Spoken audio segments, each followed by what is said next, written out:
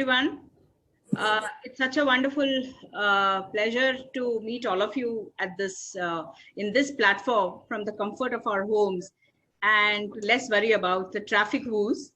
Although I would like to share that I'm too much tempted to go on a long drive on the deserted roads, which I've not seen, but cannot do so being a law-abiding citizen, and hence I have to have a dream of having a dream drive.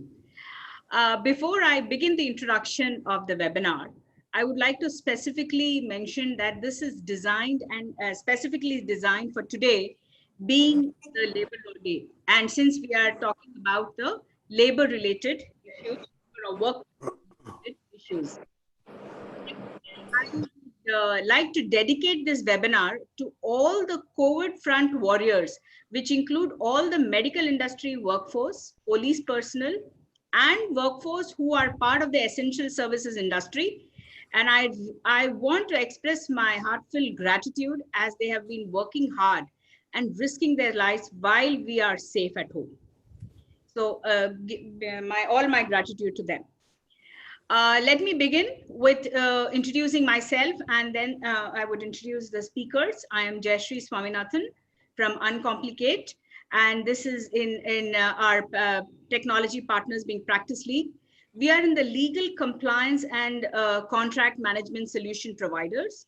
And as you're aware that there is a whole list of government released, a plethora of government notification, be it central or state government, and we have made it accessible for all the people across all the general counsel of the industry to access that at www.uncomplicate.com/COVID-19. And this is updated on a daily basis. So any notification which is coming today, maximum it gets updated by the same night, or max to max next day morning. It depends on the upload.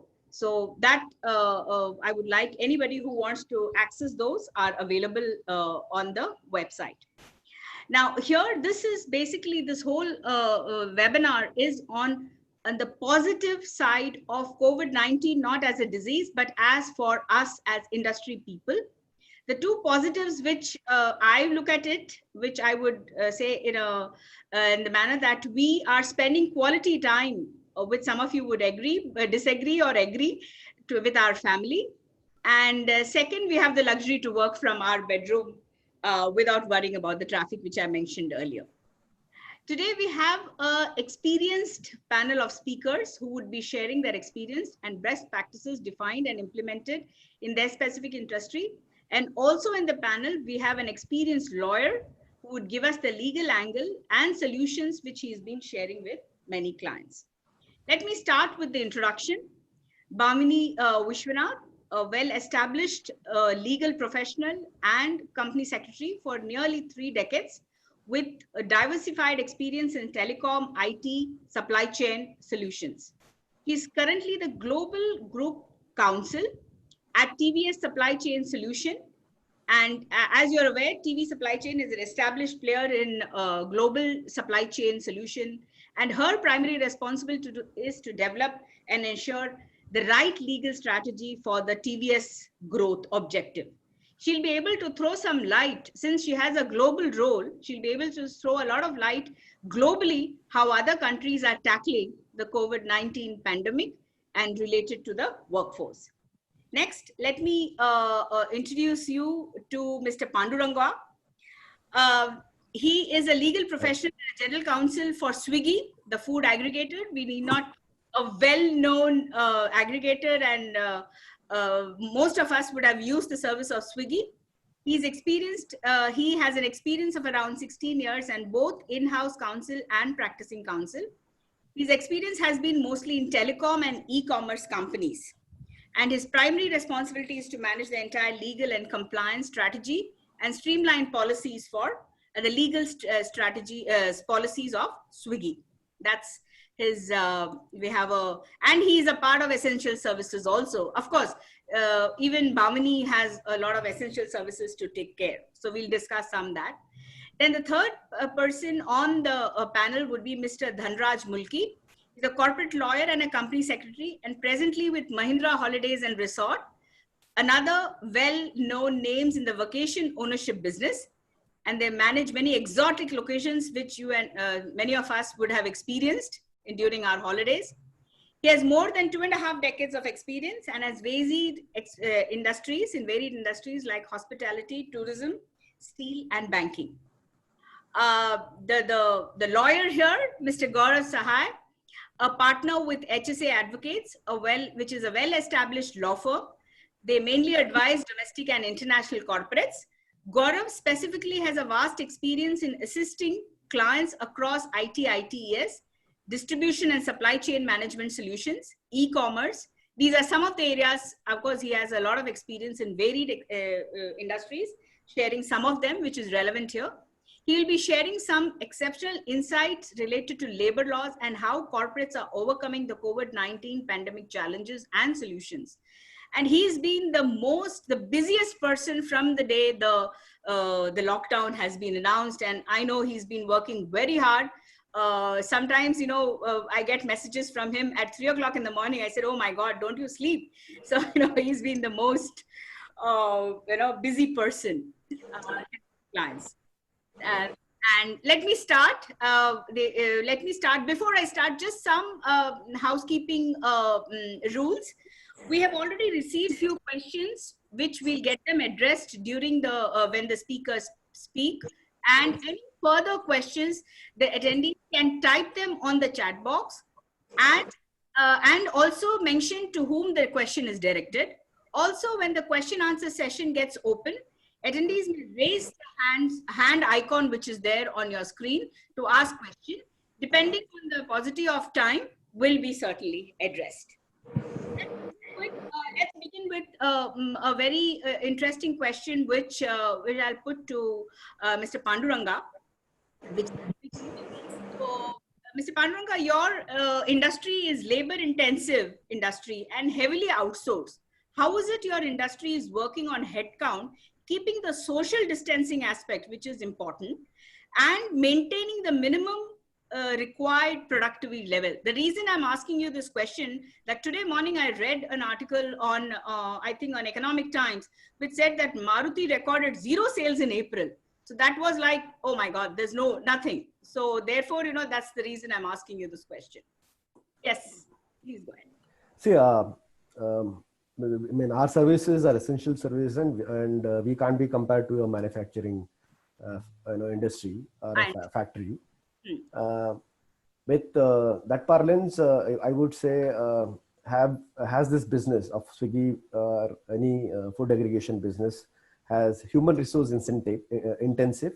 Yeah. Yes, it is because it gives direct and indirect employment, and then some ancillary employments, which can't be like seen or understood easily. Swiggy is an aggregator, so is most of the telecom aggregators are, right? What they do is they aggregate, they create a platform wherein the consumers and the restaurants can operate. Now, along with the restaurant, there are stores, grocery stores also listed. That's a quick fix that we did because of the COVID. So here, the restaurants will have their own resources, and then consumers went to order. The orders are picked up by the delivery partners, the individual entrepreneurs who sign a contract with company to provide delivery services, and then accordingly paid for completed deliveries and other incentives as may be applicable to them. The benefit of that partnership is that they are free to work multiple places. They are okay to take employment elsewhere or similar gig work assignments somewhere else. Like Ola, Uber drivers also can switch between the companies. Here also it is possible for them to switch between. We have a lot of cases of individuals who are students or who are working elsewhere part-time for their pocket money or some financial assistance they wanted to.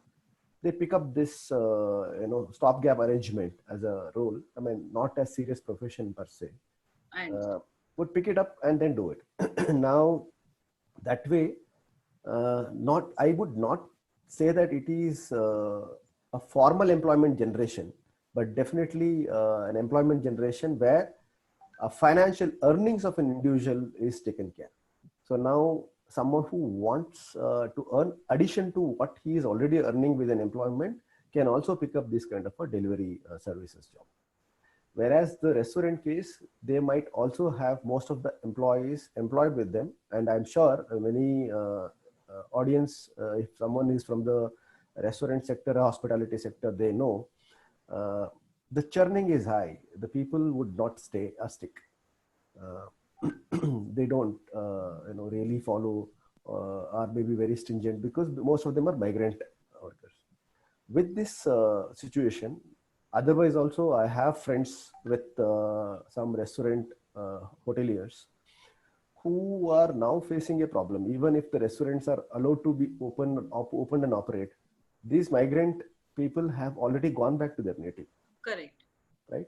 So that's another problem. Number one. Number two, there are a set of people for these companies or these hotels or these businesses. They know for the fact it's essential services, but they are not willing to come because of various factors. Could be one, they are apprehensive of their safety and they are very not sure of lack of awareness, all that stuff. And then when it comes to these technology platform companies or food aggregator companies have on-roll employees or some off-roll employees who are providing services at the back end of the company, not directly into the operations, or maybe some part of operations also. So most of them are working from home, who are supposed to be on the roads and to be on the ground to support this business to be business continuity. They're supposed to come in. Social distancing is one of the hygiene requirement. We extensively train partners, employees, and consumers too as to how hygiene is maintained, such as washing hands regularly, keeping a sanitizer across with you when you're moving around, and then maintain social distancing. And if you are sneezing, coughing, then how to sneeze, how to cough. When can you do it publicly? Wear mask. All such. Awareness is only solution, I think, at this point in time, except for the lockdown, as government has proposed now. Sure. Thank you. Thank you for your thoughts, opening thoughts. Bhamini, if I come to you, similar again, you have a heavy labor intensive and outsourced. Since you are, taking care of warehouses, supporting manufacturing units, some of the essential items you are delivering and would be delivering maybe across the globe and within outsource. Can you throw some light that how are you maintaining your minimum productivity on a daily basis? Thanks, Jayashree. Let me first say, before I start off answering the question, I'm really indeed happy to be here as a part of this esteemed panel. Let me go on to answer your question. Now, supply chain has multiple capabilities. It's just not only the warehousing and transportation part. It has freight forwarding, it has last mile delivery, and you also have the warehousing and transportation, which is normally called as contract logistics. Now, in freight forwarding, there's multiple shipment which is happening across the globe. PPEs, which is the preventive protective equipments, ventilators are actually being shipped across the world. And in fact, 65% of that line of business, which is shipping, is for immediate consumption, which could be FMCG products that people actually need to survive, to eat, health equipments, masks, which they use on a daily basis. Even in India, there is shipment happening from China in terms of ventilators getting across. There are car components. And again, it's also a question of what would be termed as essential service. In US, till maybe last week, car components were categorized as essential services. So even they were getting shipped. The last mile delivery, if I look at it in UK and Europe, there's a lot of essential services and more so on the health sector. Again, on the PPE kits, even medicine and test samples are getting shipped, getting collected from the individual's houses. They're picking up samples. It could be a subcontract, but that's happening. The IT engineers are also on the telecom side, which is again a last mile delivery side of the supply chain business. They also look at how do we maintain the telecom towers, computer laptops. In India, in fact, the Karnataka health government, the health department, the IT engineers are actually supporting them in terms of maintaining some of the equipments, including the health equipments. Of course, Jayashree, you talked about the Corona warriors. They are really there down on the ground, supporting them in terms of ensuring equipment maintenance. And across UK, Europe, India, ATM maintenance is also being done. Now, this is part of the last mile delivery.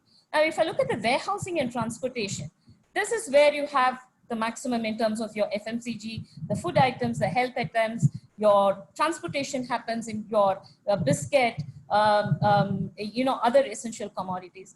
A little bit of challenge here in terms of the driver's availability, but that's more in terms of long distance haul than the short distance, because that's pretty much working well with the warehousing hubs.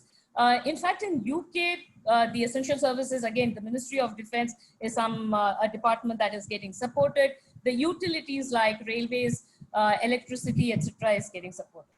Now, the question is also in terms of outsourcing, right? Like in India, the labor force is heavily outsourced, but not so much in other places across the globe. In fact, in India, when I was talking to some senior HR person, he was actually mentioning about how many companies, especially the organization which is in the essential services, are actually looking at outsourcing the workforce to meet the high demand so that their cost base actually gets adjusted.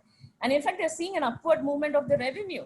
Even though there's uncertainty, especially the staffing company, they're just not seeing any fall of revenue. There are various aggregators who are actually placing orders for more number of staffing. So it's also in the other parts of the globe, it's a combination of temp force and regular workforce. I would say that this, Jayashree, just to go back to the topic of the day, is definitely a positive in terms of there being more outsourcing from the essential companies while we are supporting on delivery, etc. I think this is definitely one. Now, to answer the question in terms of safety protection, I think some of the Corona warriors are being ensured that they are given all the preventive protection equipment kit, even at a cost. This is something which is very important for us. Safety and health is something that is being ensured. And I think, as Panduranga said, continuous awareness as to how they need to maintain hygiene, how do they need to manage this, is something that's being done. Perfect. Thank you. Thank you, Bhamini. And nice to know that things are moving in the positive direction, because for the last few days, we've been hearing the coronavirus is enjoying rather than we. And I have not gone out of the house since 18th of March. So, I just want to go out and at least go for a run. So, thank you to hear these words. Coming to you, Dhanraj, since Mahindra Holidays, well-known, again, vacation ownership business, I'm sure you have your workforce deployed in these holiday destination, all these destinations. So how is it you're keeping them, how is it they are, still there in the business, or what is it you think, or how are you managing your workforce to, because you don't have as of now, clients coming into those places? Dhanraj, you have to unmute yourself. Yeah, it's done. Yeah. Let me first thank you, Jayashree, for giving, and Lex Witness for giving me an opportunity to be part of this webinar. Yeah, coming to your question on how do we engage ourselves in Mahindra Holidays. So what we have done is, yes, once we got the notifications and orders from various state governments, we had to shut our operations across the country, and in due compliance of the government orders. So the next thing which was important for us as a company was to engage our workforce. So what we did was, we first and foremost, the most important part was on preventive maintenance of the resort, because when you are shut, it is very important to keep the resorts in good shape. So that is one activity which the resort team was engaged in the last 1 month, to ensure that the resorts are well maintained when the guests are ready to come to the resorts. Number two is, learning and unlearning. So that is something which we have been doing, and here technology has played a very, very important role in our company. What we have done is, we have to really do a completely different way of managing our customers, our members now post-COVID era, to ensure that they are safe and secure. So what we have done is, we have done a lot of things in terms of enhancement of our mobile app. A lot of things which were not available earlier in the last 1 month, the IT team, the operations team, all the other teams which are involved, they have got together and have ensured that, you know, we are able to enhance the features. Like, you know, generally what happens is when a check-in happens, people generally carry their, you know, identity card, their Aadhaar card, PAN card, you know, all the identity proof of all the people who come together. So what we are now doing is, you know, we are enabling it through the technology, and the members who book going forward will have the flexibility to actually do it over the emails, and the process will actually get, you know, lessened at the resort level, so that there is a less contact. So we are ensuring that, you know, the contactless thing, the social distancing is something which we would want going forward in a different manner. So that is something which we are working on, and we have achieved a lot of things. In fact, the check-in and check-out also, you know, going forward will be done through this digital mode, where there is no need for a person to come and do the checking and sign the documents at the reception counter. So that's how, you know, we want to give the comfort to our members, to our customers who will walk in at our resort at some point of time. Similarly, on the product front, we have been doing a lot of innovations to ensure that we come out with some digital products. This is a good time for us to actually look at, you know, and the good part is over the last 3 weeks, we have developed something, and in the coming months, we would be coming up with some new products which would be in completely digital mode.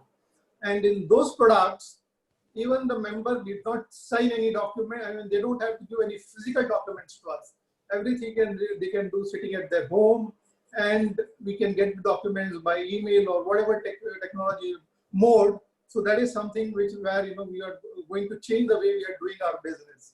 Similarly, as far as the employee engagement goes, we have been continuously, you know, doing a lot of learning. The HR team has been completely coming on with some new technologies, new learning methods.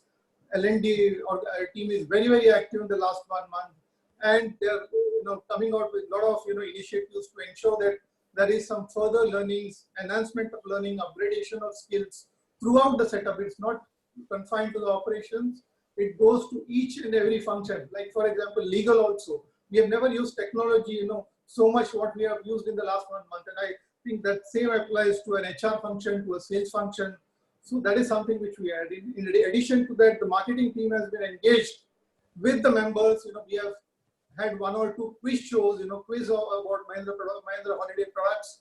And we have got a very good response in those quiz shows also, which shows that, you know, the good part is even the project team, you know, project team has been working very hard, because there are a few projects which are going on in Mahindra Holidays, and they are looking at coming out with the new SOPs, and they have already formulated some very good SOPs which will ensure that, you know, the safety of the workers who are associated with the construction, everything in terms of food, everything is being taken care of, and there is complete, you know, safety and hygiene standards maintained. So there's a lot of work which we are doing, and even the chefs, for example, you know, some of our chefs have actually come out with some new menus in the last 1 month. So that is the innovation which we are doing. So that is something that in technology, innovation, all the employees, you know, are really well engaged, and that gives a platform for us to actually serve our customers better in the coming days. Next time, I'm sure we're going to see some very different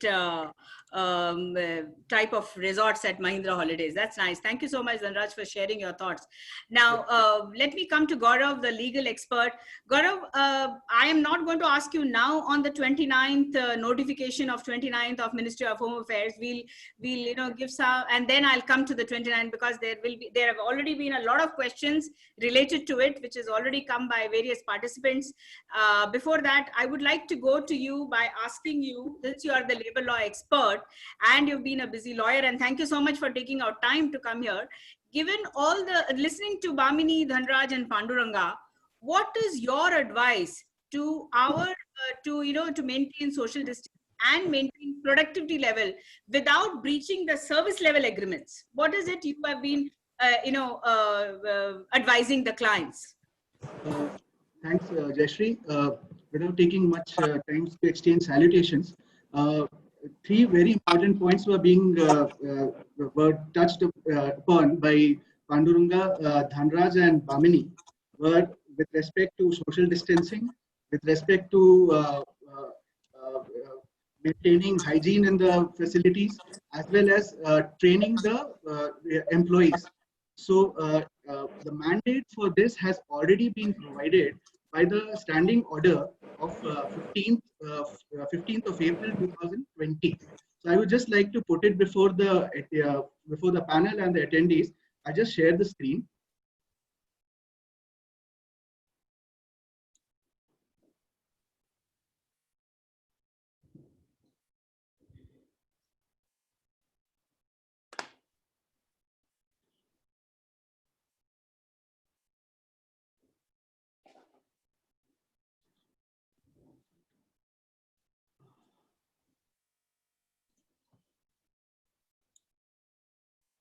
Finding it difficult to. I just was able to do it a little while ago. I don't know why I'm not able to see it. Just give me a moment. Yeah, sure. Yeah. Yeah. Yeah, now we have it.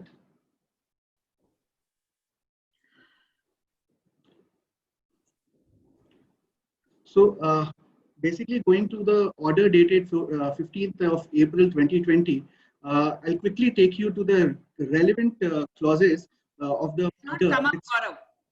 Pardon? Gaurav, I'm not able to see your, I'm only able to see your screen, but nothing, not the order. Just give me a moment.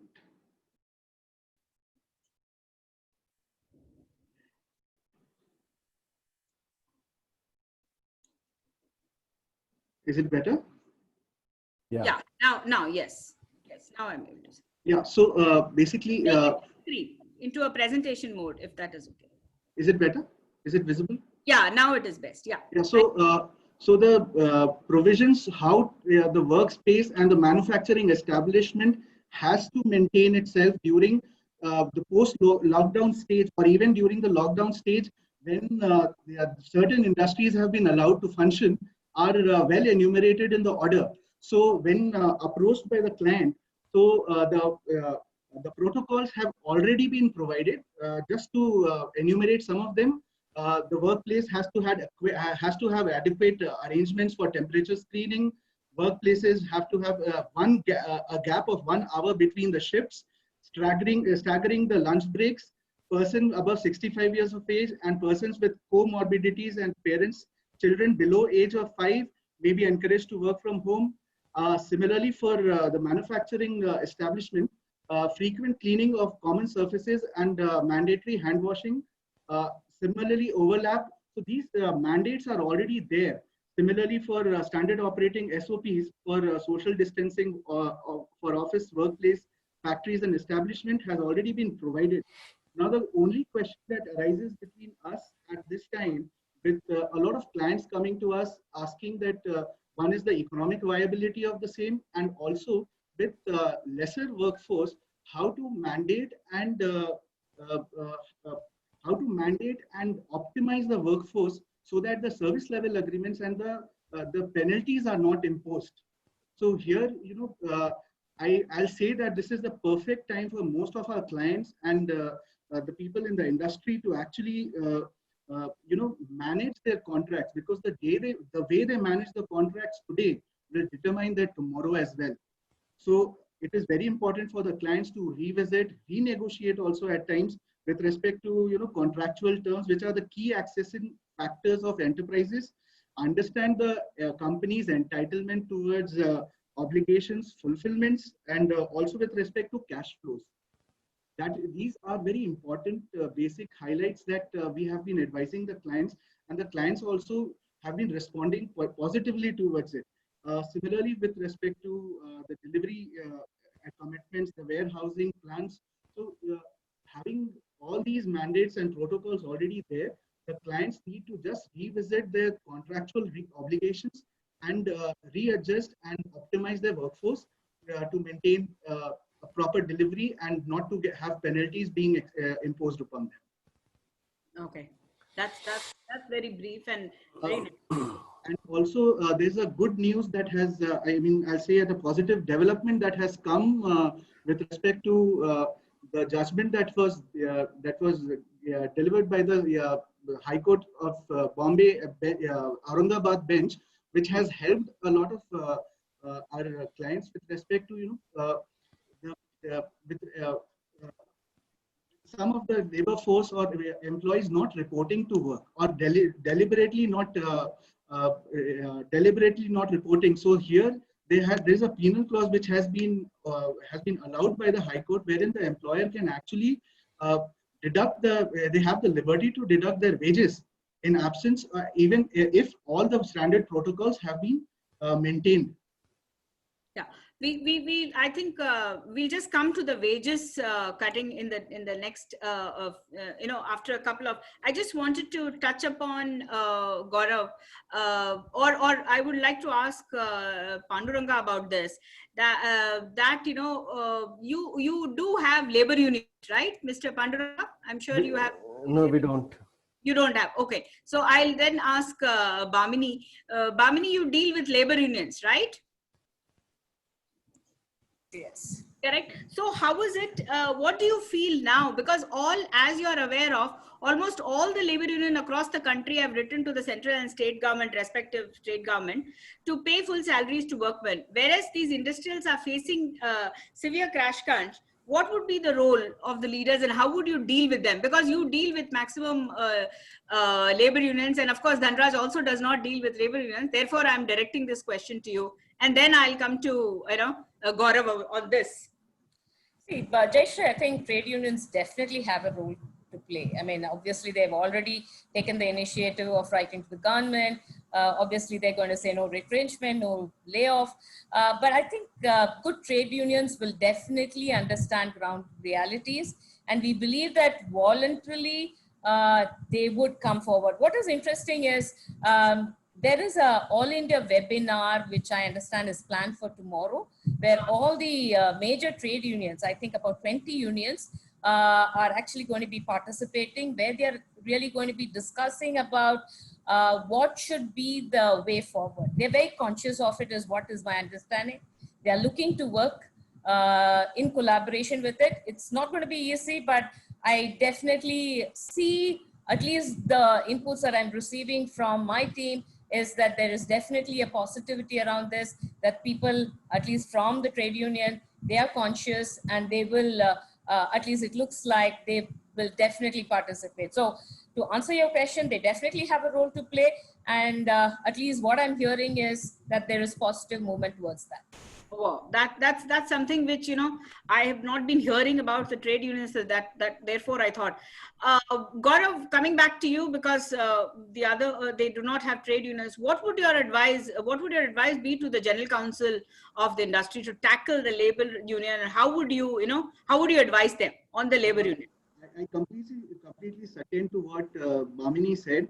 The labor unions definitely have a lot of role to positively contribute, because not only they cater to the interests of the labor force, but also the interests of the industry as well.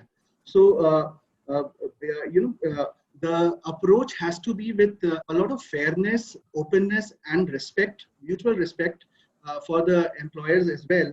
And I see this as a perfect opportunity for skill enhancement, which the labor union can actually press upon at this moment, because with optimal labor force available at the moment, so a lot of opportunity that lies before the labor force also to enhance their skills, for more opportunities, for more enhanced responsibilities as well.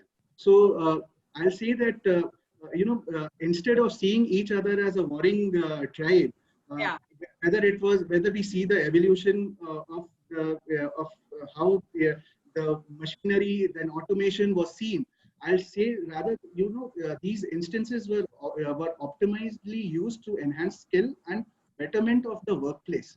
So I'll rather say that the labor force will have a lot of positive role to play to help the industry grow, and this is the perfect opportunity for them to also enhance skill sets. Yeah, that becomes a great positive for them. Thank you for throwing some light on the labor union. Panduranga and Bamini, to Swiggy and TVS being essential service providers, I've been always wondering, how would you differentiate remuneration or appraisals or any promotions or anything to employees, one who's refusing to work, and those employees who have come forward to give a helping hand to the company during these tough times of COVID? So how would you differentiate? I've always been wondering, if you ask me to come and do some work, I would say, oh no, I'm going to stay at home and I don't want to get infected. And I don't know what would happen to my life. So start with Panduranga, if you can start, and then let Bamini explain. Mr. Panduranga, you are muted. Thanks. This is a very interesting question, Jayashree. I'm sure everyone will have, would want to, contribute to this answer. So I would like to keep it short. Yeah. Maybe if even Dhanraj Bamini would definitely have an interesting point of view on this. According to me, in my point of view, the relationship between the employer-employee, most of these companies, not those particular employee set segment who are within the, what comes with the definition of workers. Okay.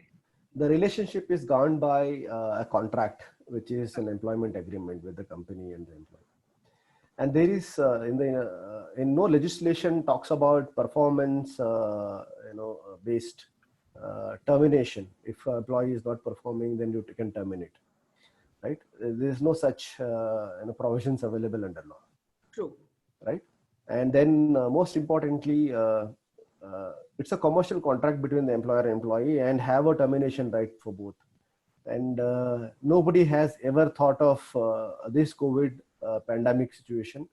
Otherwise, all the general counsels would have had a force majeure clause inserted into the agreement and refused to pay salaries, so that they could still go by the contract, and unless effect of law, that could not be nullified by any order of the government. I mean, that's a learning. I think most of us are learning on this.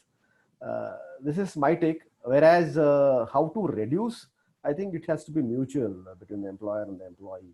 Okay. As such, it's not that situation is very novel, and we have never envisaged this kind of situation would arise ever.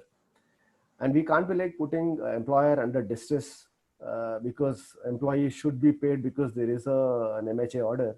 Correct. I think that MHA order has an impact on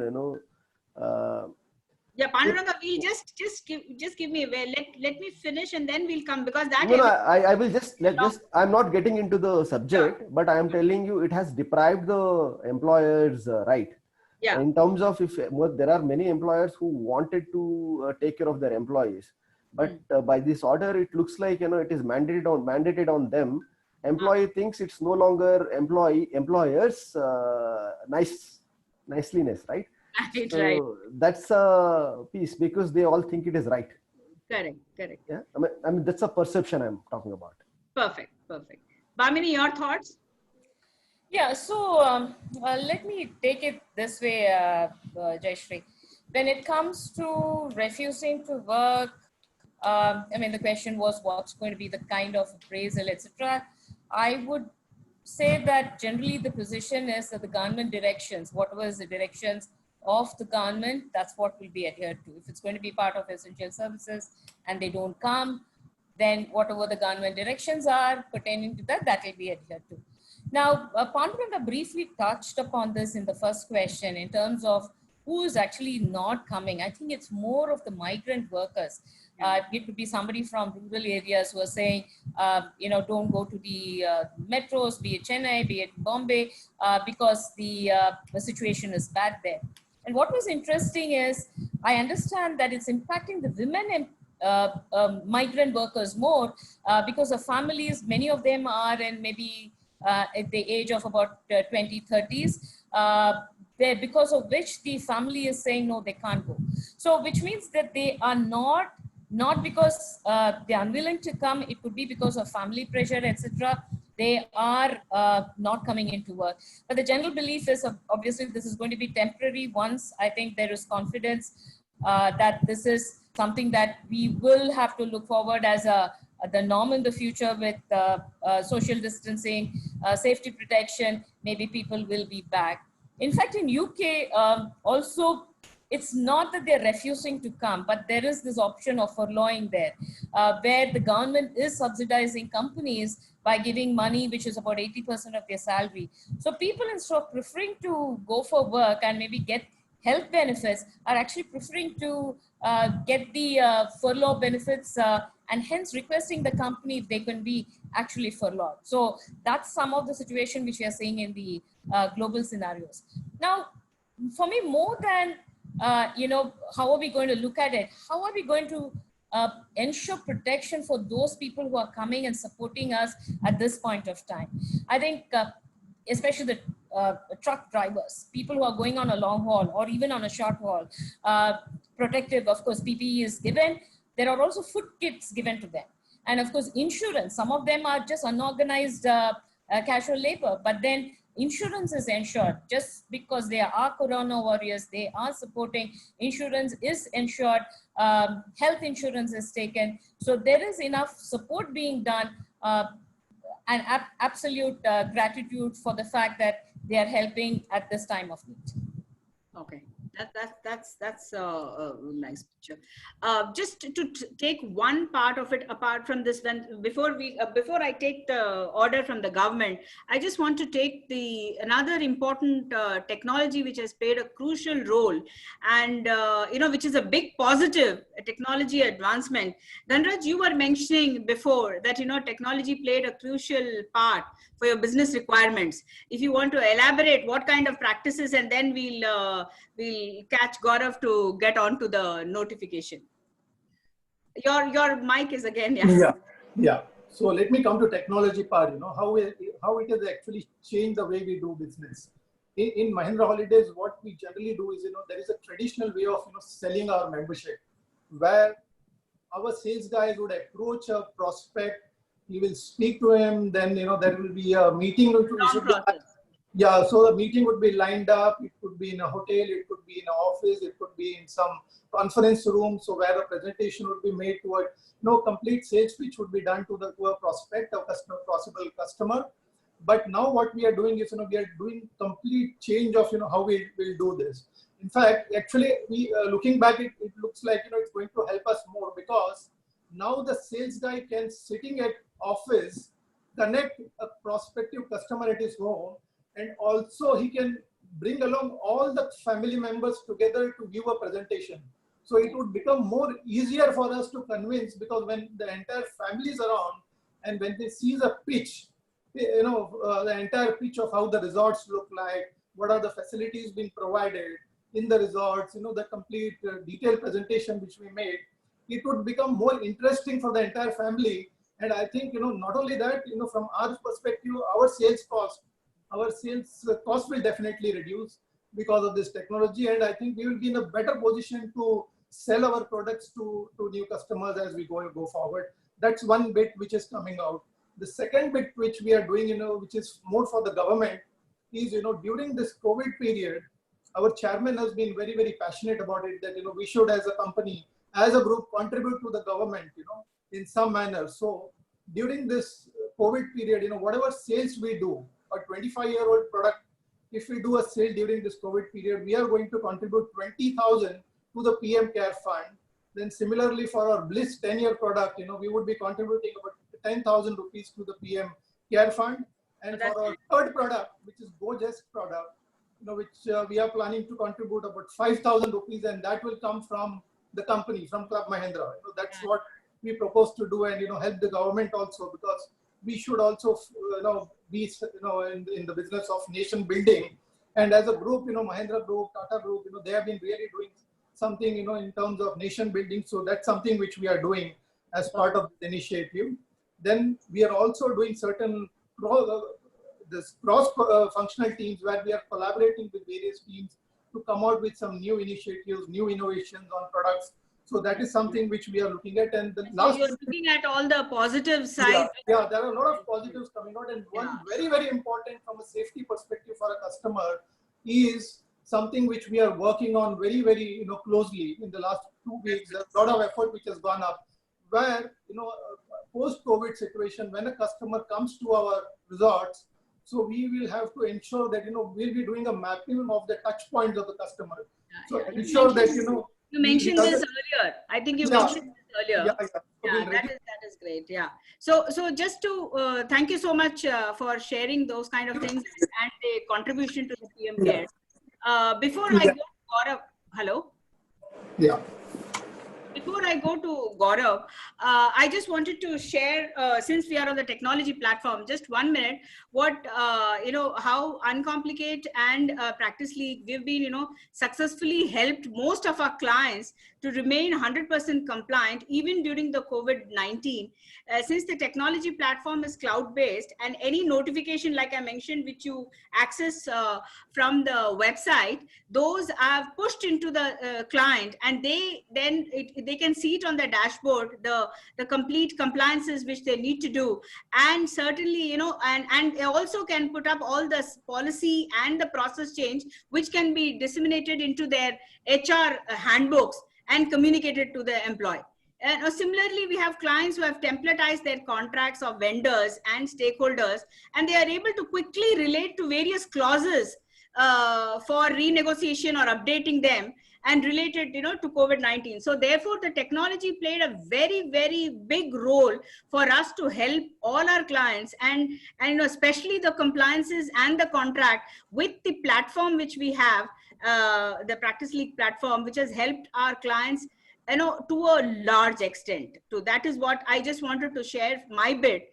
Gaurav, let me come to you now, keeping in mind the judiciary has moved to the video conferencing, and and of course you can work on the 29th.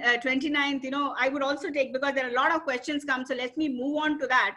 There was an advisory which was issued on 20th March to all the chief secretaries of state and union territory, requesting them to issue necessary advisory to employers and employees to all establishment in their state to extend cooperation by not terminating employees or reducing their wages.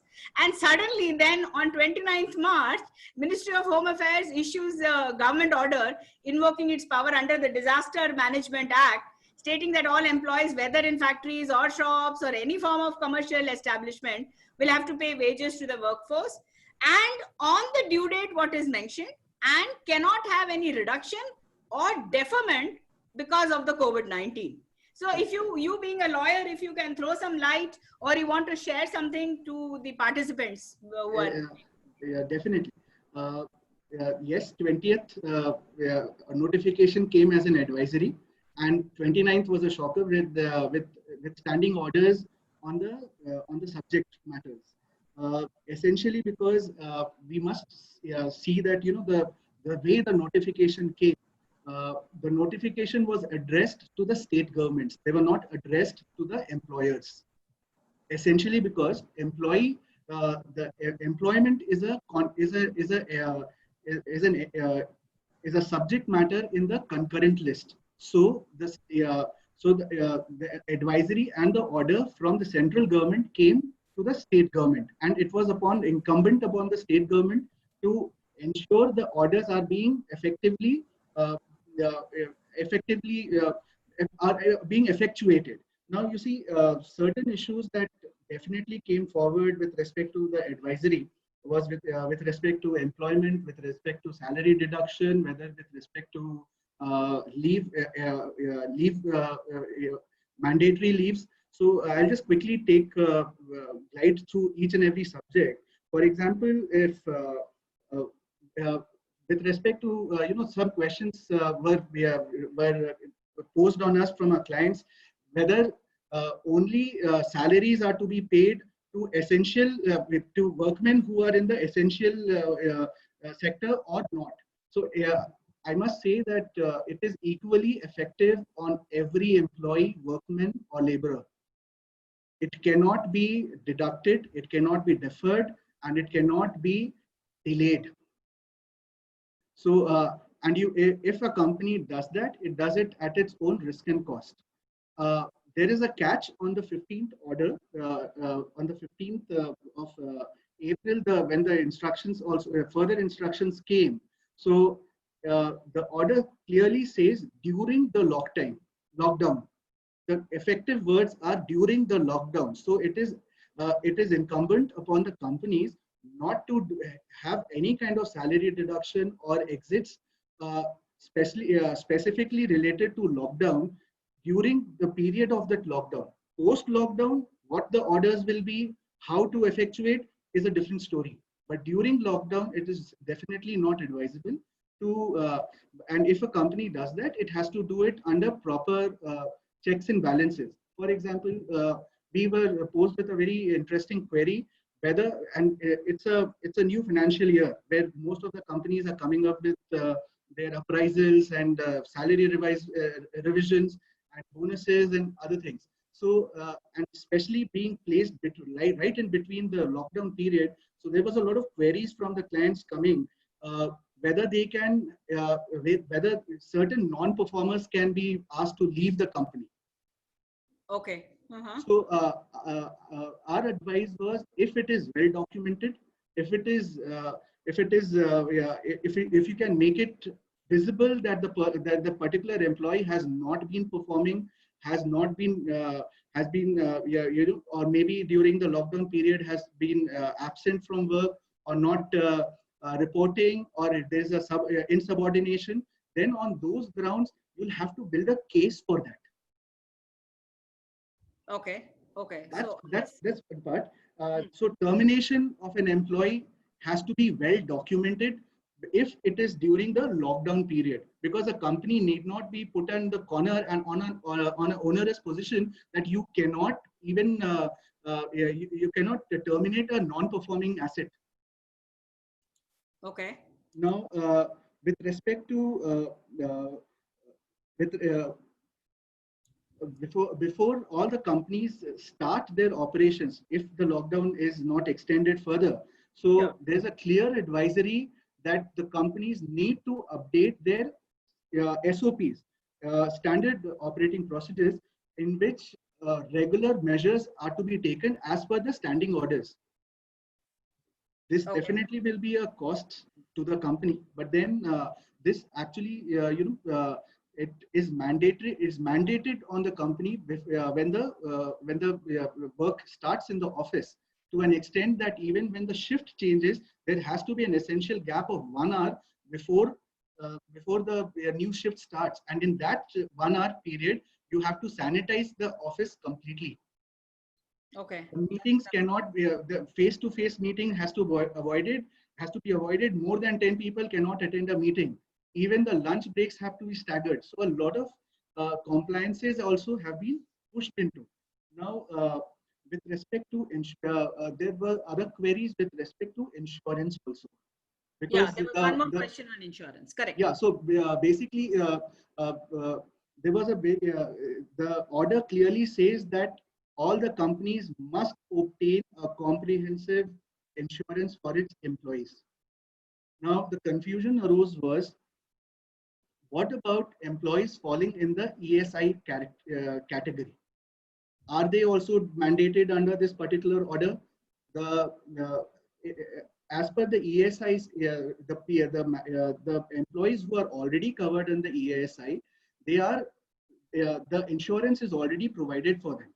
Now, the employees who were not mandated earlier, which were above a particular salary level, now for them, the company needs to obtain a comprehensive insurance. And they need the employer need not necessarily take another comprehensive insurance for the employees who are already covered under the ESI category. So that's one part, and the other kind of questions that have come. Gaurav, can I just put a question which has come related to ESI, since you mentioned insurance? There's a Provident Fund question. Here, Shahid Khan has said, many corporates have not paid salary for 1 or 2 months. Even if employees are interested to pay their component of Provident Fund, how does one do so? What are the legal provisions? Would it be possible?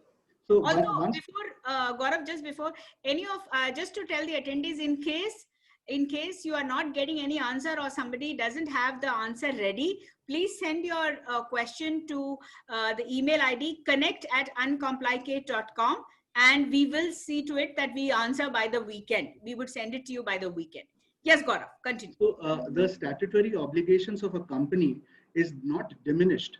And in fact, the Provident Fund contribution by a company is a mandated obligation by the state on the company. So if in the lockdown period, if the company is not allowed to defer, reduce, or even delay the payment of a salary of an individual, so the company can come under a lot of scrutiny if they are not doing their financial obligations or statutory obligations.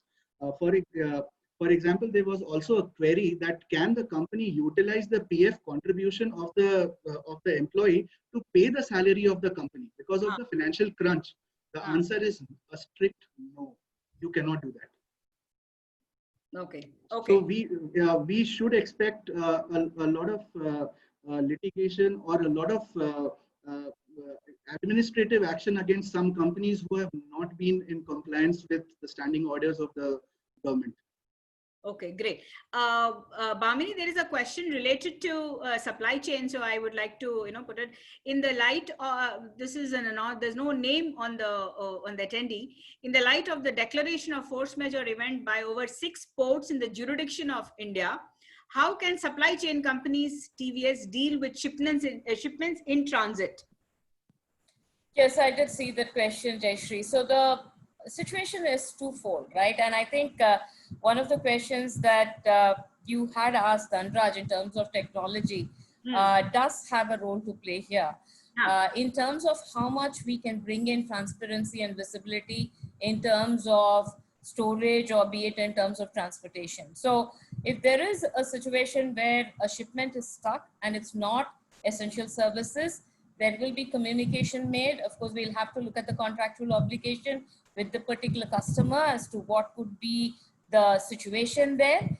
If it is essential services, then of course work with the port authorities and see how we can get that cleared. So this is more to do with shipments which are getting stuck and where there is a force majeure declared. Okay, great. Gaurav, let me see if, I don't know if you would be able to answer, but whether sorry. So please go on, I'm sorry. Whether any monetary benefit are to be given to Corona warriors under the law. Anup Sharma has asked this question. First, this is outside the scope of discussion here. We can definitely address it on a different note in an email. If he can just share his email ID with us, so we can definitely share that. There's one more very important issue that we must hit upon in this discussion is accrual or forcible usage of your paid leaves during the lockdown period. Now, Telangana has come up very strictly on that. If a particular employer forces a particular set of employees to go on forced annual leave, avail their annual leaves, or on a furlough, the law says that if the employee is sent on a forced annual leave or a paid leave, then the law will not acknowledge the depletion of those availed leaves which were forced upon the employee. Oh, okay. Okay. So if the companies are recourse to such strategies, then they have to rethink and have to take a legal opinion on this. And also, I must say that this is if I'm looking at the positives of it. So when during work lockdown, you see the mandated work hours can be made flexible by the company. Okay. So that can help the company to bill appropriately its clients. Also, it can adjust the payment of the employee post the lockdown. Okay. That's Jayashree ma'am, queue for last 30 minutes. Also, if we can give some time towards the end for yes. attendees One to more raise their important. hands. Yeah, thank you. Thank you, Akshay. I got it. There's an important question which has come from Mr. Mahadevan. Of course, I think most of us would be looking to answer how would it. Gaurav, again, the question to you. How do we deal with contractor employees? Many contractor employees did not report for duty in April. Certain contractor employees reporting duty had to do overtime to complete the work. When making the payment to contractors, how do we differentiate between the employees not reported for duty and employees worked overtime? First, the notifications clearly say that even if the person is on a contractual basis, you should avoid or you should not stop his payment. If the situations were onerous, that the person couldn't report to workplace, maybe because of his area of residence, maybe because of a certain administrative action, or maybe because of fear of contracting the virus. So in such cases, if the situation was such onerous, then in that case the employer or the needs to give them a reasonable eye, or with some kind of I'll say with some sympathy. And if somebody has worked overtime, or if has gone beyond the contractual hours, it shows the goodwill of the company to actually compensate him in accordance. Okay. Connecting to this with the employee, there's another question which is there. It says that, and very genuine question, it also says that employees who have gone to the hometown just before the lockdown got announced, and who are unable to come to work because obviously there's no train, there's no flight, nothing. So how do you treat such cases? I think Manik Arora has given this question. Yeah. So irrespective of the fact whether the person has been not been in the place of work, has traveled to his hometown and was not able to come back, if there is a chance of him remotely working, so then the company needs to give it, I'll say, a lot of sympathy, sympathetic view has to be given on this, a lot of reasonable view. If somehow his work encounters him to be there on the spot and deliver in some of the essential services, then yes, it has to be looked into it, but then it has to be dealt on a case-to-case basis. I will not suggest or profess any straitjacket formula for legal solution on this. Okay, there is no straight answer, so you have to take a legal opinion to look at case-to-case basis and then deal with it like that. And I'll suggest to have a sympathetic view to the employee. Sympathetic, yeah, as per. Okay, there's another interesting question which has come from Venugopal Nair. See, despite all safety protection, his employee is refraining from joining back on the premises if he or she contacts COVID at the workplace. How does the employer compensate such an employee for physical, financial, social, psychological fear? Is there a mechanism to take care of this? If I'm allowed to answer this, yeah. First, we are a little weak on the social security front. So unlike the developed economies, but then yes, since the order mandates the employer to have a comprehensive insurance, it will be well taken care of. So far, the medical expenses are attended to. With respect to if the employer has failed to take appropriate, because the real question is where the employee has actually contracted that the virus. That's the real question. Whether it was at the workplace or during commutation or at the place of residence. So I'll say if it can be substantiated, if the employer has not taken due care as mandated by the standing orders of maintaining social distance, of maintaining cleanliness, hygiene, not having 1 hour gap in the shifts of, if all that has been already mandated, then I'll say that the company definitely should not be prosecuted under them. Okay. Anybody else who can raise their hands wants to, ask a question, please go ahead. By the time that comes up, there's another question which has come up.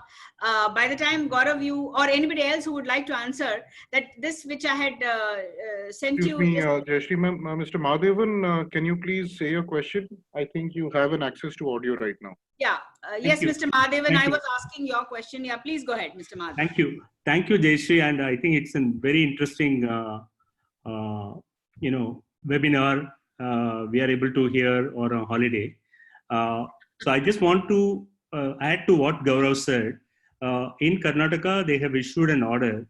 Government issued an order that if any employee has been tested positive, then the employer has to give a mandatory 28 days leave apart from the regular leave. So it should not be adjusted against the regular leave. 28 days leave has to be given to that employee for recovering from the COVID, illness. So I just wanted to add that. Yeah, Thank which you. can be extended also. Absolutely. Thank you so Thank much. you so much, Mr. Madhavan. Thank you. Another question which is there, of course, Mr. Madhavan, I think it's your question because I see your name and it is very relevant, which Gaurav, we were talking 2 days ago.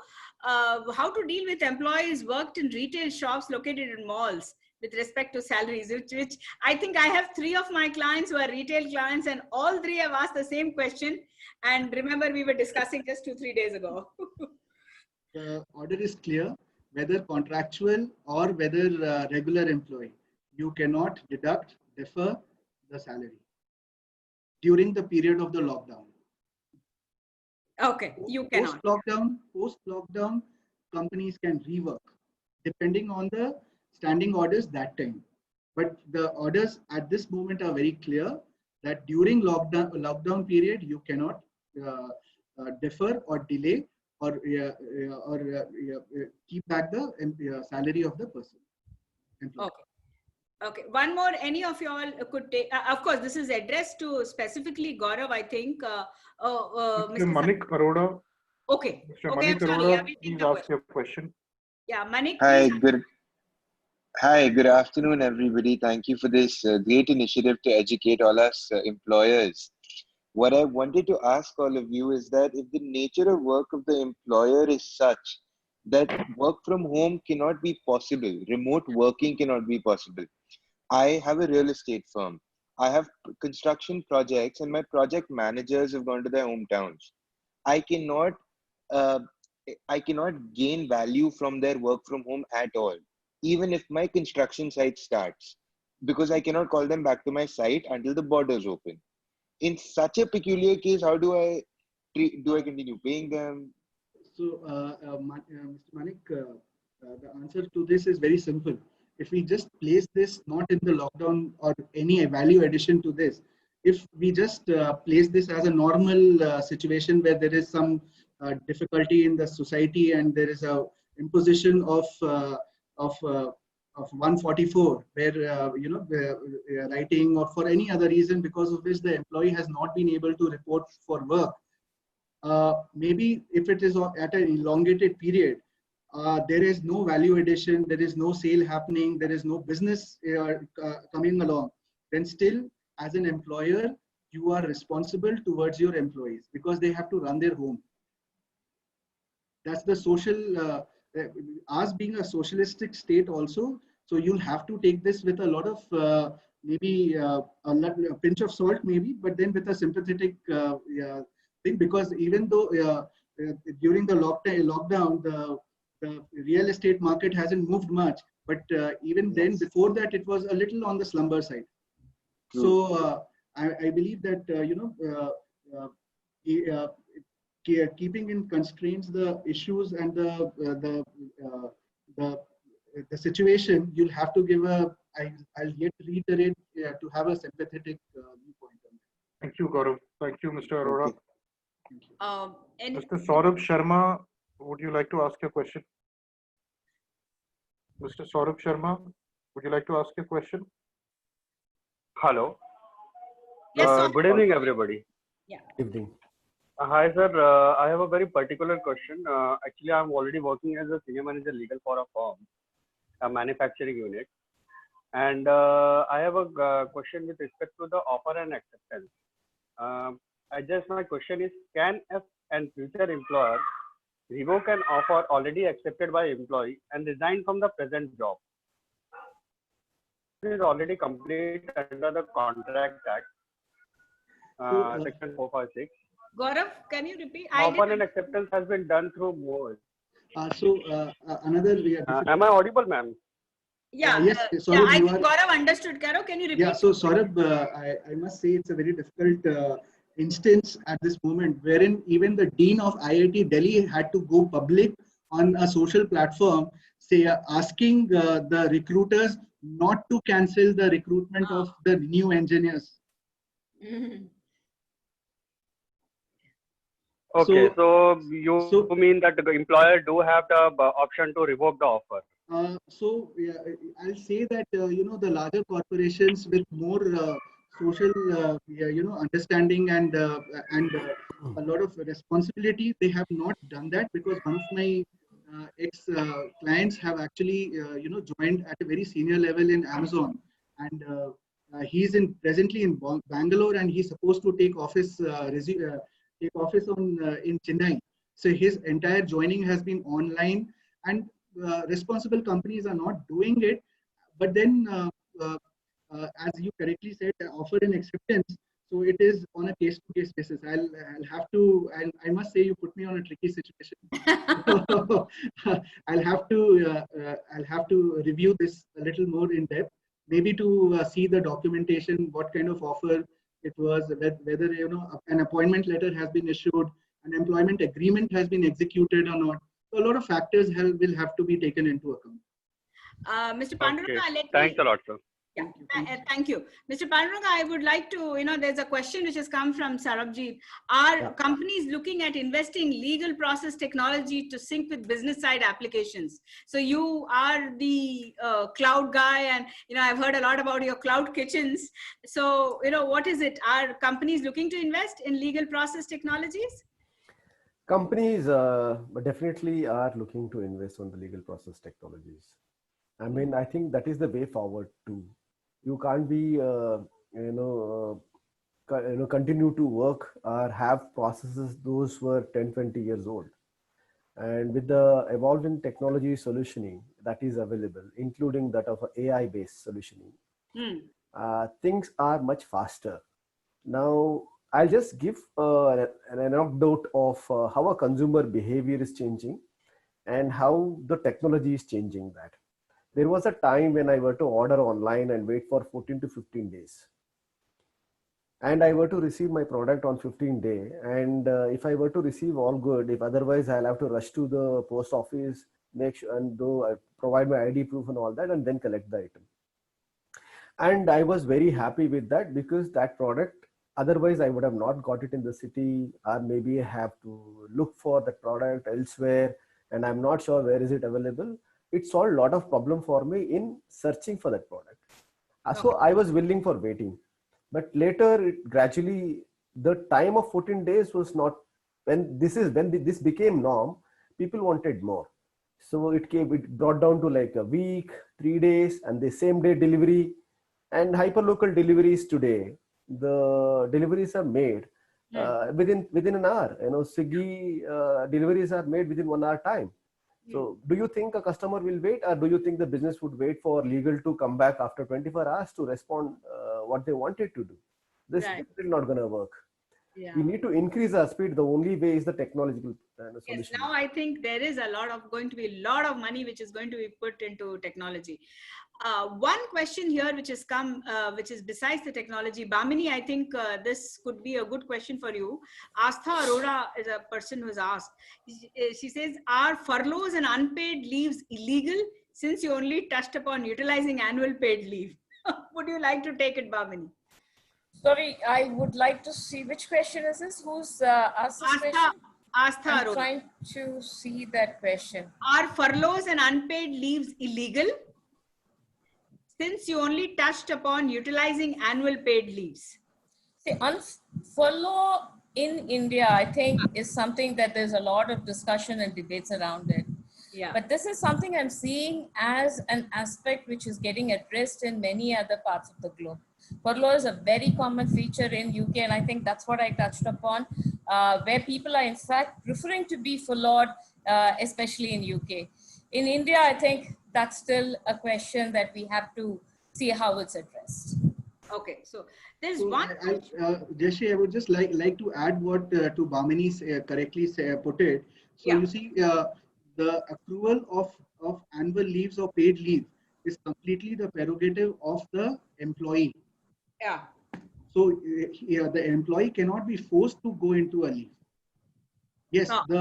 the approval comes from the employer or the manager, whoever is the concerned authority, but then the company cannot force an individual to go to avail forced annual leave or paid leaves. Gaurav, just to sorry, I would like, because one of my clients, they have probably, if the total number of leaves to be given to them is, for example, say 20 days, and they give an extra leave of saying, they say 30 days, and what they do is they completely close their office from 22nd of December to 4th of December or 2nd or whatever Monday, January, and that whole vacation, because they are more US based. And they have a huge office in India. Sorry, I can't name them. And the office is completely closed. So that is a forced leave. So how is that possible? Just if you can throw some light, which is, sorry, my question. So I think the company must actually rework their strategy on this, because during the lockdown, these kind of experimentations can actually come as if any of the employee presses the panic button. Then the company can come under a lot of scanner at that moment from the, or maybe administrative actions. So what I'll say that if the company has resorted to that, then if it will be lucky that if none of the employees press the panic button, or the state itself, suo motu, doesn't take an action against. Okay, because they have been doing that for last 3 years, what I remember. But then you see, if it's the general practice which the employees have been taking part into it voluntarily, then maybe they have culled out that particular moment season, because maybe it is the less business season of that company. So maybe because they save a lot of money. They save huge amount of money during that. So they have a huge building, and they close down the building completely. And so actually, these are golden times for the employers also to access whether they actually need such a huge real estate office also or not. That's a very important point. Yeah. So with most of the companies sending asking, with TCS sending 75% of its workforce on work from home. So, the assessment has already begun. The optimization of resources, or these are golden opportunities for the companies at the moment. Though legally, if we see, there's a lot in the kitty of the employee, but at the same time, there's a huge, enormous amount of opportunity that is in front of the companies also, to optimize its resources, to reduce the cost to the company, to even for example, I will not name the company, but then what I got to know from a very close resource, that some of the employees who were not issued a laptop, they were working on desktops in the company. The company hired 1,000 number of laptops to give it to its employees to enable the work from home culture. Right. And also, you see, the positive side of it is the employer also is gaining confidence in the employees that my employee will work during work from home. Yeah. Earlier, it was laughed at as work for home. Yeah. Now it is actually turning out to be work from home, because people are realizing it's a survival point. Correct. Correct. Mr. Srikanth Kalyanasundaram. Yes. Srikanth, can you ask your question, please? Yes. We have a notification earlier saying that there are no deduction of salaries by the employers, right? XYZ company has deducted 50% of the salary for the month of March, but paid the full return of PF. So how this is possible? I didn't get the question. Can you ask the question again, Mr. Srikanth? We didn't understand the question. Come again. See, as per the notification, employers are not to deduct the salaries during the lockdown time, right? So I don't want to name the company, but the company has paid 50% of the monthly salary, but PF return has filed fully. With Mr. Shrikant question, Gaurav, I'll also give, there is another client of ours who has sent an email to employees saying that your salary will be deferred. Like some of them would get it on the 10th, some of them on 20th. So, you know, this could, both of these. So this similar on these lines, we had a query from a client that can it be done on a deferment of the salary be done on mutual agreement. Yeah. So legally speaking, no, you shouldn't do it. The company should avoid doing it. And as for Mr. Shrikant's question, where the company has paid 50% of the salary and paid full PF contribution. So I think the company was ill-advised by the legal fraternity that it is adhering to, that maybe to reduce their legal, to mandate its, compliance with statutory compliances. So they probably did that, but then yes, that is definitely not the way to do it. Not the way to legally not possible. Thank you, Gaurav. Miss Seema Kumar, please ask your question. Miss Seema Kumar. Seema, you're on mute. Seema, you have to unmute yourself. Yeah, go ahead, Seema. Miss Seema Kumar, please ask your question. Hi, actually, my name is Georgia and I'm on behalf of Seema. Okay. My question is here actually, if the employer has provided lots of facility to work from home to the employees, but employees are still not working from home. Even they are I mean, every day they are saying that I have no internet connection, all that, but excuses, so many excuses. Yes. So in this situation, can an employer is bound to pay him the full salary? Again, a tricky question, Gaurav. Tricky question. So this till date, till yesterday, we were not very clear on this particular point. But then the Aurangabad bench has clarified to this to some extent that the employee is particularly if all the facilities have been made possible by the employer, and if the employee is still not reporting for work, or maybe he's being insubordinated, or maybe he's absenting himself from work, then the company can definitely take an action on that and deduct also. Can take an action on that. Thank you, Gaurav. Jayashree ma'am, we've extended the webinar schedule by just 15 one minutes. last question. We've extended the schedule to 5:45. I've received a lot of requests from attendees for the questions to be answered. We have 45 unanswered questions in the QA box. I request you to please have a rapid movement amongst all the panelists.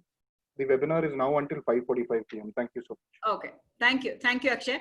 Gaurav or anybody else who could answer.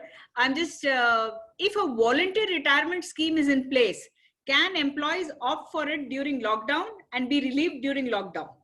I'll beg my ignorance on that, and I'll say that I'll have to research and I will come back to them. If the person who has raised this query, if he can or she can share his email ID, then we'll definitely get back. Yeah, Satish Mohan. Anybody else would like to take? Yeah, Panduranga. Yes, Kehat. Panduranga, you're on mute.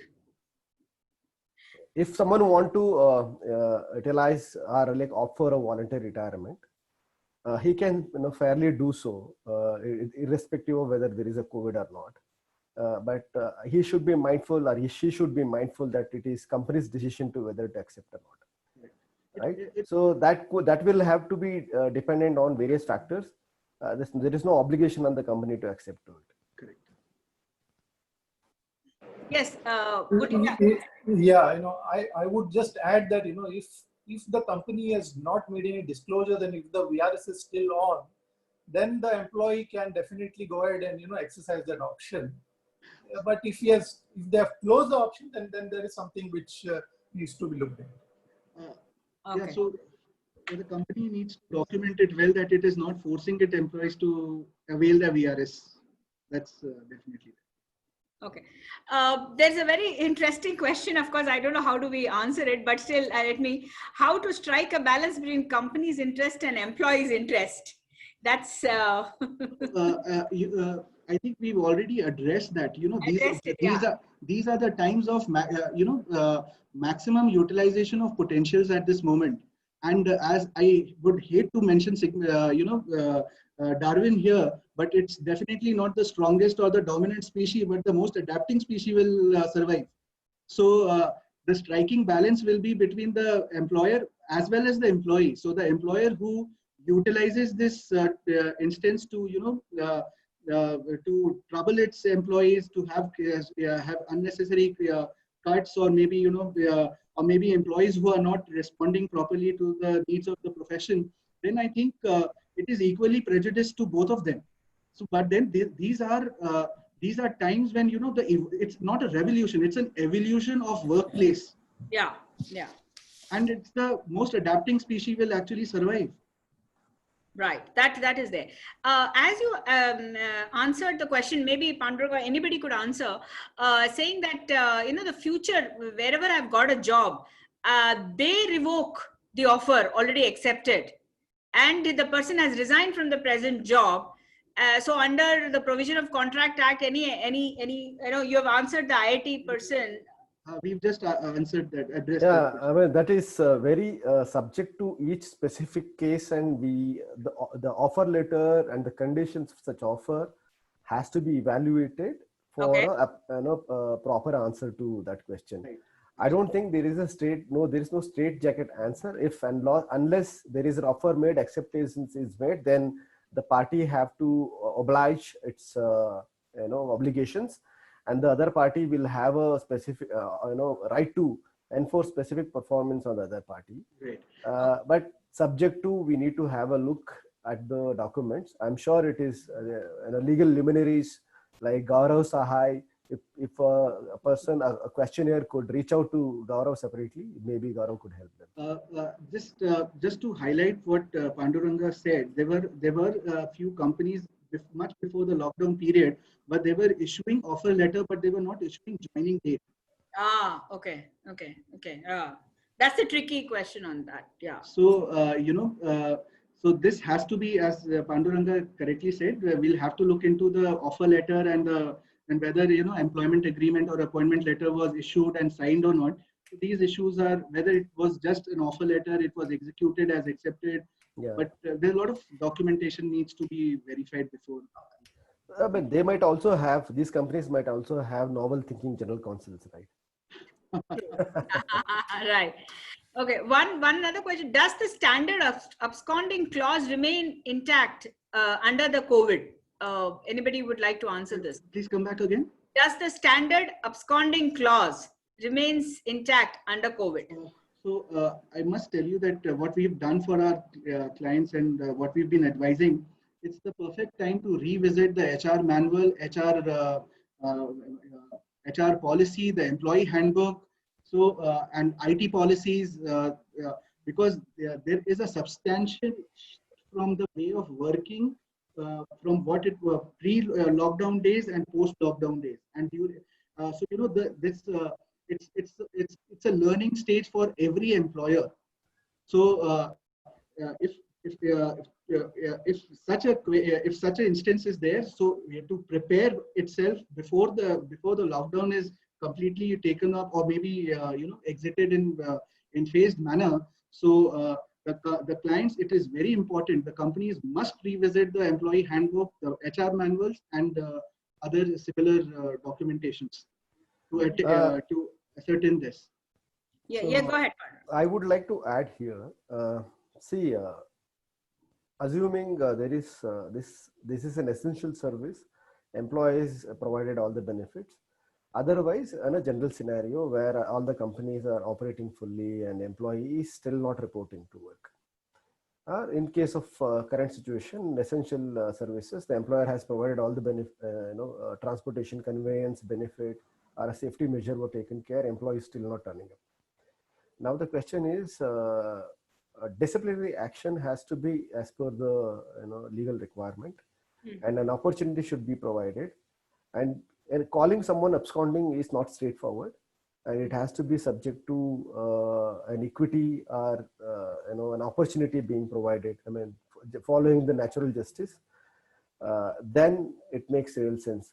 Now there could be different intent, but law is made such that you can actually see the intention and then accordingly act. Right. Okay. This is, I think, Bhamini, this question will be maybe, or Panduranga, both essential services.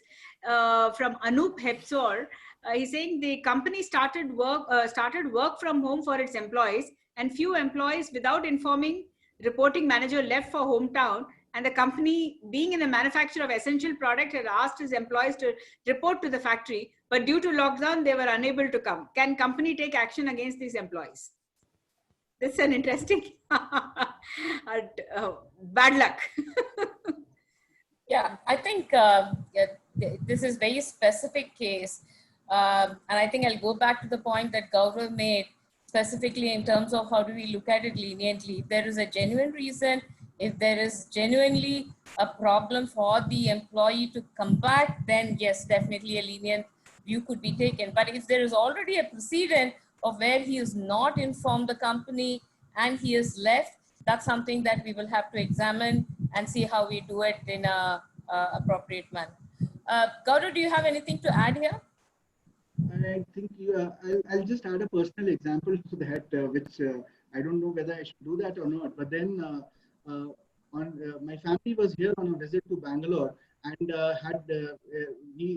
my wife and daughter returned on the 23rd. And seeing the lockdown and other things, I accompanied them to Delhi. And as soon as there was the notice came that from 24th night everything will be the planes will be grounded, I had to cancel my ticket and then take same day's flight at 3 a.m. and return back and report to the office here. Oh, okay. And we have an offline question specifically pointed to you. Since TVS Supply Chain Solutions Limited is based out of Chennai, is it a fact that the state government has issued allowances for pay cuts in specific zones as far as Karnataka as a state or any other southern state? Actually, I can't hear you too well. Can you be a little loud?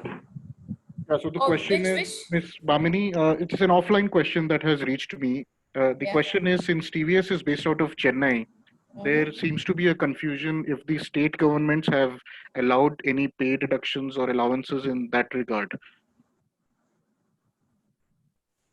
See, I think there is a uniform notification and there's nothing beyond that, Akshay, if that's what the question is asking. There is one more, but I'll just relate one more related to state of Maharashtra.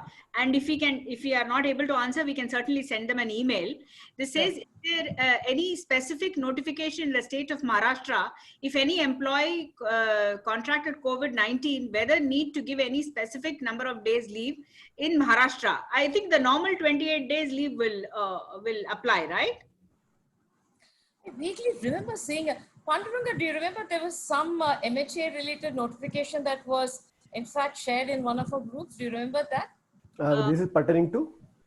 Maharashtra, yeah.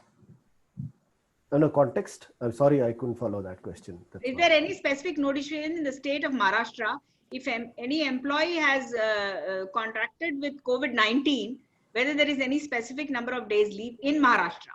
In fact, can I answer? Because, I've been tracking. Sure, I forgot. Cool. I forgot you are in Maharashtra. Yeah. I've been tracking all the notifications of Maharashtra, but I have not come across any such notification which talks of 28 days, at least in Maharashtra. Okay. One thing more, any of you all, of course, anybody in Bangalore, because this is more IT-ITS, is all the employees of IT-ITS companies are covered under the definition of the workmen? This is an interesting question. Gaurav, you are muted. So there was a notification earlier. I'll say the latter part of the year of 2019 on this. So if the person can, the person who has raised this query, if the person can share the email ID, we can share the appropriate notification with the person or on this subject matter. Mr. Mahadevan, you may ask your question now, Mr. Mahadevan. Yeah, Yes, Mr. Mahadevan, go on. Yeah. So Jayashree, it's not a question. I just want to add to what Gaurav said, because I have been in IT and ITS industry for the last 15 plus years. Yeah. So in IT and ITS industry, specifically if the person is an associate level who is being supervised, we treat them as workmen, and anybody who is a supervisor who is taking care of some of the associates, they are treated as supervisor. So the associate level persons are treated as workmen, and over and above, they are all treated as supervisors. That's the classification we have in IT and ITS industry. Correct. So actually, the mandate of the scope of discussion was not directly linked to this particular query. That's why I requested the person to share the particular email so we can share the specific notification on this with you. Yeah. Thank you so much, Mr. Mahadevan. I thank you, Mr. Mahadevan. I just want one query which has come very personal, like a doctor. So I'm taking that query. Mr. Mehul Mehta, he says, my wife is a doctor and working in a hospital full time, but under retainer agreement. This is a standard practice in mid-sized hospitals. Whether the people, especially professionals working on retainer agreement, but when they are required to work full time, like employee, are covered under MHA order. Would it be possible, anybody? Yeah? Yes, definitely. In fact, the MHA order clearly says whether it's an employee or an employer, employee or a contractual employee, the force of this order will remain same on each of them. So the employer cannot distinguish at this moment between them. So, for example, the query came a little while ago that if the contract employee is not reporting and the other one is present. So if the contract employee is reporting for work more than required also, then it has to be treated. Because there's a specific terminology between law with the contract of employment and contract for employment. It's a very different discussion. So yes, we can, they have to be treated as part. Okay. Just, I think we can take the last two questions. Just one, Nishit said, which is, I'll just read out probably, I do not know where we will be able to answer it, but still, just wanted to know, recently in the newspaper I read on leave and license agreement, probably Mr. Dhanraj, you could answer this. In Maharashtra, due to current lockdown to be mandatorily done online, can any legal head guide on the notification or circular?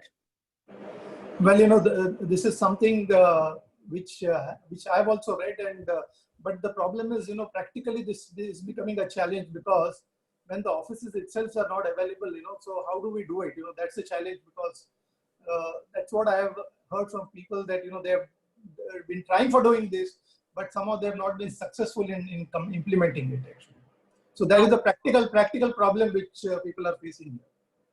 Oh, okay, okay. So the order is there, but the practicality is a concern there. Yeah, so in fact, most of the fallout of most of the orders that are there, so a lot of practical consequences are being also faced. For example, if the order says that the employer needs to provide conveyance to its employees, given the quantum of employment, the employees, is it feasible or is it practically possible to provide with appropriate social distancing commutation to every employee? And if the employee is traveling, is forced to travel by its own vehicle, do the companies have so much of parking space also? Yeah. These are very practical issues that will be faced once the lockdown is lifted. Yeah. Gaurav, I think last two questions. Of course, the last question I'll answer. There's one question which is specifically directed to you by Rakesh Tewani. If the existing contract with the housekeeping and cleaning service provider have contractual obligations to be complied by the service provider, the contract has also having a force majeure provision, is the company still liable during the force majeure period as COVID-19 been declared a pandemic by WHO? What is the sanctity of various central and state? Please talk. So I must tell you that even as HSA, the contractor who has been providing the cleaning staff and all, we are taking due care that even their salaries are being paid. Yeah. because because as a principal contractor, Yes. you are not relieved of your responsibilities. So even if you try, even if you try and invoke the force majeure clause, the courts will not entertain that. So you'll have to move with a lot of legal opinion and a lot of legal advice to effectuate that the invocation of the force majeure clause here. Okay. Okay. Jayashree ma'am, last 5 minutes. May I request you to conclude with all the comments? No, I think just last question. There's one more question which has come. Can we do regular deduction like loan, advance salary during this period? A regular deduction like loan, salary advance during this period, or do we give the whole? And then one more question, last question, which I'll answer. I'm sorry. Anybody else? Yeah, we can deduct those. You can deduct, it's a normal. Yeah, because otherwise it is deductible. It's not related to COVID, right? I mean, anyways. Yeah, it's not related to COVID. Yeah. Yeah, in fact, I am also of the view that, it can be done because, it is nothing relating to COVID. So there is no harm in doing it. Yeah. Perfect. Perfect. Okay. Last question. There is, could we get regular, I'm sorry. Is there any WhatsApp group where we can get notification more on notification? I can tell you this, I can answer. Please go to www.uncomplicate.com. And there is an email ID which would be shared, which is connect@uncomplicate.com. You will get all the notifications for all the states, even for state like Jammu and Kashmir, even like the other union territories we have uploaded. So please go through them and you will get all the notifications. That's the last question. And let me thank all the panelists, Bhamini, Panduranga, Dhanraj, Mulki, and Gaurav. Thank you so much, because I know you have spent a valuable time and I know you have a call in the next 10-15 minutes and you have extended that. Thank you so much, everybody, and hope to have some other session with more interesting and intelligent. And thank you all participants for giving such interesting questions. And there are certain things which I've learned today. Thank you so much, and we'll keep you informed of any more such webinars which will be happening in the future. Thank you so much. Thank you, and thank you, Akshay, for getting all this organized. All thanks to Lex Fitness, ma'am. Thank you so much. Yeah, thank you for Lex Fitness. Thank you, Lex Fitness, Uncomplicated. Thank you, Panduranga. Thank you so much, Bhamini. Thank you, Mr. Gaurav. Thank you, Mr. Dhanraj. Thank you so much. Thank you. Thank you. Thanks, everyone. Bye-bye.